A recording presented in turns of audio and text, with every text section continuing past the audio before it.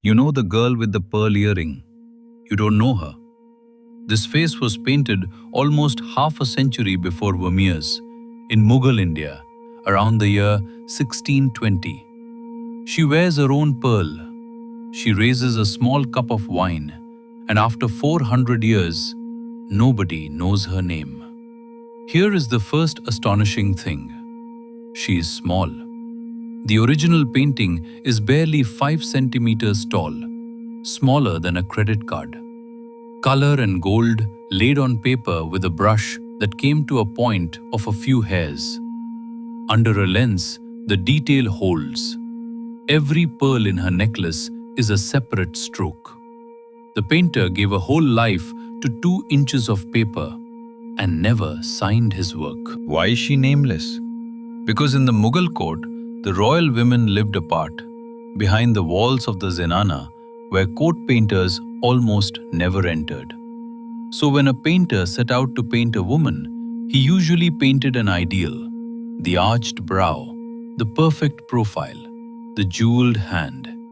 She may be a real princess remembered. She may be a poet's dream. The page never says. Look closer anyway. The painting answers with details. The little wine cup in her raised hand, a private pleasure of the court, painted without apology. The sheer veil across her shoulder, pearls at her ear, at her throat, woven into her hair, and behind her, flowering stems climbing into a twilight sky.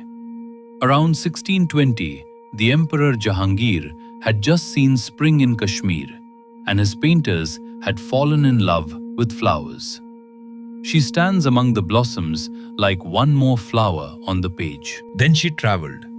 At some point, the little page left India, mounted on a card with 5 other paintings. The mount carries the stamp of an old Russian collection. By 1907, she had passed to an Armenian art dealer with shops in Cairo, Paris, and New York, and from him to an American collector.